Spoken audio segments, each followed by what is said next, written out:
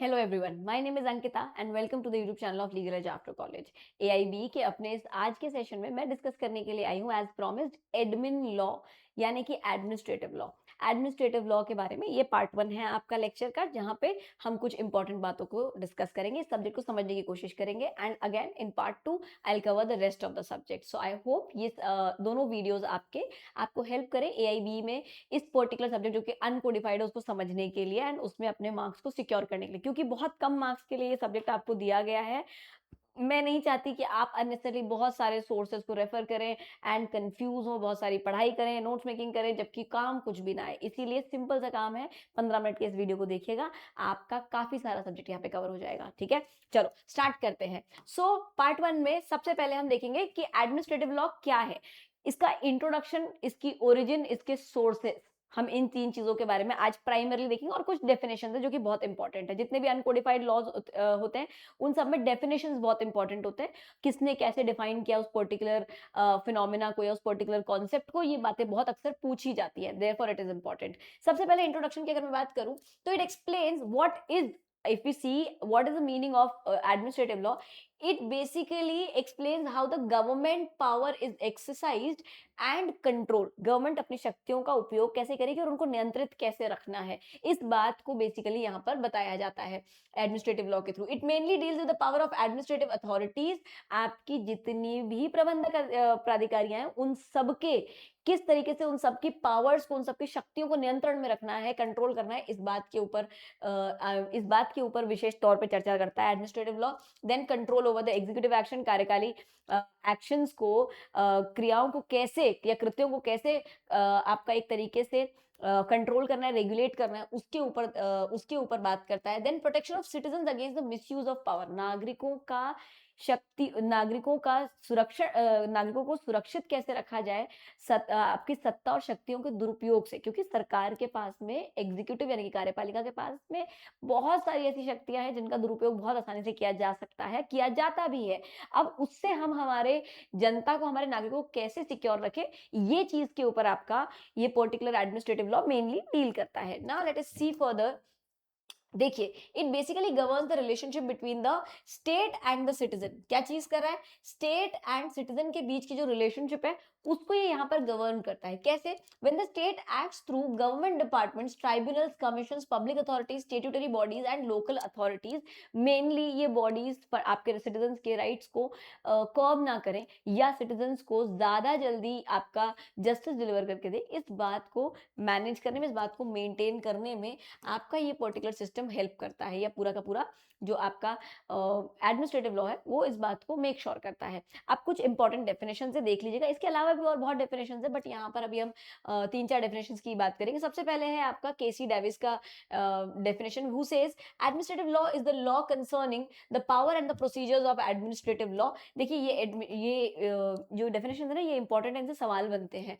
ठीक है, is the law concerning the powers and the procedures of administrative agencies, including specially the law governing judicial review of administrative actions। Ivor Jennings इसके बारे में कहते हैं, administrative law as a law relating to administration. Very important definition. It determines the organisation, powers and the duties of the administrative authorities. Then Wade says it is law related to control of government power, another very important definition। then Dicey says, AV Dicey इसके बारे में क्या कहते हैं, it is a law that denotes portion of the nation's legal system which determines the legal status and liabilities of all the state officials, which defines the rights and liabilities of the private individuals in their dealings with the public officials, and which specifies the procedure by which those rights and liabilities are enforced। तो again एक बहुत बड़ा definition दिया है आपके dicey ने यहाँ पर, और डाइसी एक अपने आप में बहुत इंपॉर्टेंट कैरेक्टर है एडमिनिस्ट्रेटिव लॉ के पॉइंट ऑफ व्यू से, उनसे संबंधित बार बार सवाल बनते ही हैं एडमिनिस्ट्रेटिव लॉ में।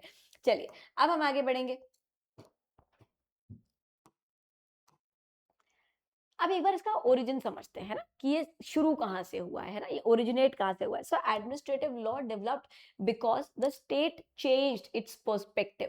अब देखिए, पहले स्टेट पुलिस फॉर्म फॉलो करता था। क्या मतलब होता है पुलिस फॉर्म का?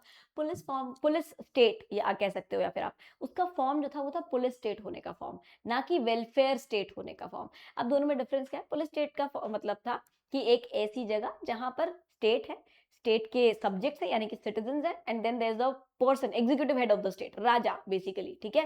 राजा क्या कर रहा है, राजा नियंत्रण में रख रहा है किसको, अपनी प्रजा को, अपने पूरे के पूरे सिटीजन्स को, नागरिकों को।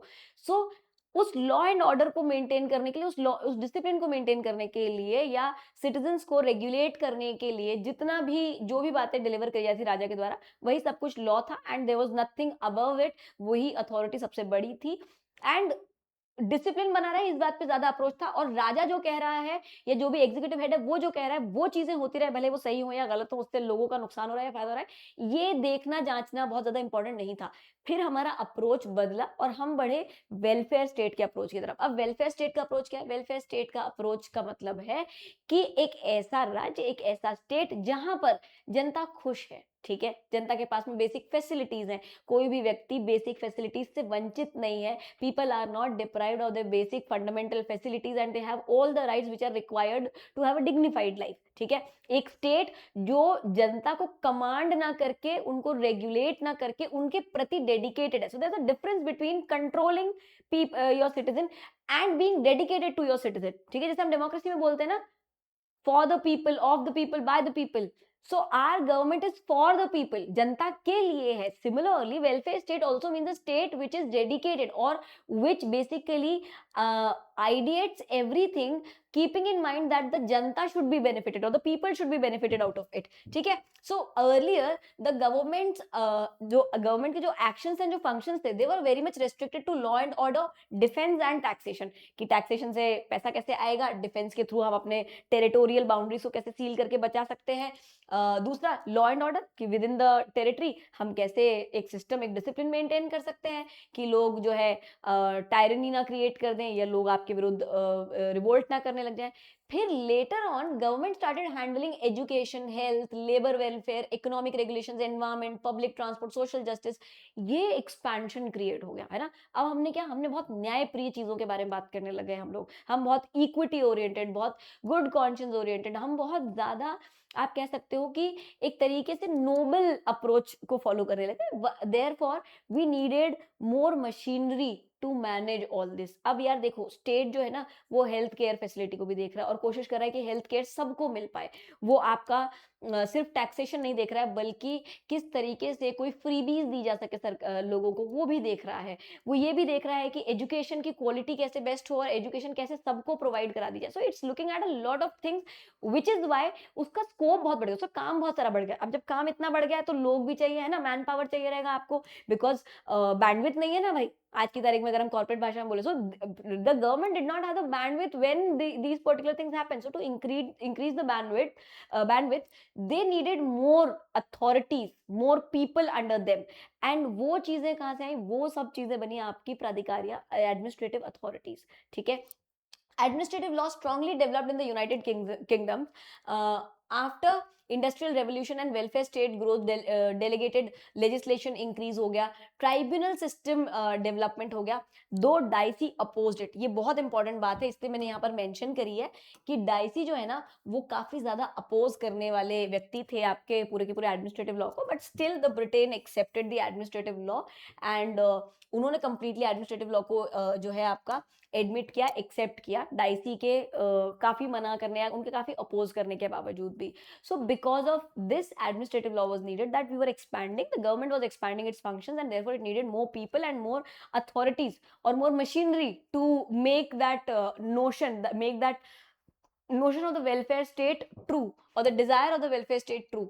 Then और इंडिया में कैसे ओरिजिनेट हुआ? सो इंडिपेंडेंस आया, इंडिपेंडेंस के साथ आया हमारे पास कॉन्स्टिट्यूशन। 47 में हम आजाद हुए, 50 में हमारे पास में कॉन्स्टिट्यूशन आ चुका था, ठीक है। And if you look at the constitutional ideology और the constitutional morality, it is a lot about people and not about the head of the state or about the government or about the legislature. It is all about people, कि जनता का भला कैसे किया जाए, जनता का ध्यान कैसे रखा जाए, जनता को अधिकार कैसे दिया जाए, जनता के लिए क्या पॉलिसीज बनाया जाए, कैसे बनाया जाए, what should be the fundamental ideas of those policies. So therefore independence and the constitution were the basic driving forces towards the towards the development of administrative law. Directive principles of the state policy were adopted, were made a part of the constitution, and this increased executive powers, delegated legislation, tribunals, and public corporations, and judicial control became very necessary and very important in this case. And hence, अब जब आपके पास में ना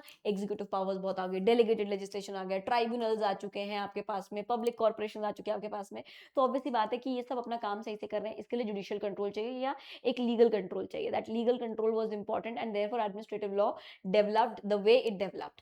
अब बात करते हैं हम सोर्सेज की कि क्या सोर्सेज है. यहाँ पे सोर्सेज की अगर मैं बात करूं तो it's a very important question because ये येट अगेन एंड अगेन पूछा जाता है. सबसे पहला जो सोर्स है आपके एडमिनिस्ट्रेटिव लॉ का, या एडमिनिस्ट्रेटिव लॉ अपनी पावर कहां से ड्रॉ करता है? The answer is the constitution of India. Article 14, 19, 21, 32, 226 that is high court writs, and 311 that is civil servants protection. These are the basic things which provide a base for the administrative law under the constitution. Later on, the statutes, that is the acts passed by the legislature, parliament and the state legislature, like Right to Information Act 2005, Consumer Protection Act 2019, and Environment Protection Act 1986. These became the statutory sources of the administrative law. And then the last is delegated legislation, that is rules, regulations, notifications, bylaws made by the executive authorities. Example, the parliament makes an act and the government makes rules. आपने देखा होगा बहुत सारे minor acts जिनको हम पढ़ते हैं अक्सर जुडिशरी के अंदर, या आपके एमपी एडीपीओ के अंदर, या फिर आपके AIB के सिलेबस के अंदर, वहाँ पे you will find some, when there are some special laws, you will find that around the last few provisions there is a section given power to make rules, and it says the central government or the state government makes the rules. So that is basically, that particular clause is there because of the delegated legislation. ठीक है. Then the last is judicial decisions. The court developed principles like natural justice, legitimate expectation, proportionality, reasonableness, and judicial review, which became another very important source of the administrative law. So ये आपका पूरा administrative law है जिसके बारे में हमें समझना है, पढ़ना है. इसके अलावा नेक्स्ट सेशन में मैं कवर करूंगी डेलीगेटेड लेजिस्लेशन और आपके जितने भी इंपॉर्टेंट टॉपिक्स हैं एडमिनिस्ट्रेटिव लॉ के संबंध में, उन सब के बारे में. And I hope this lecture helps you in your preparation. Bye everyone, make your day great and best of luck.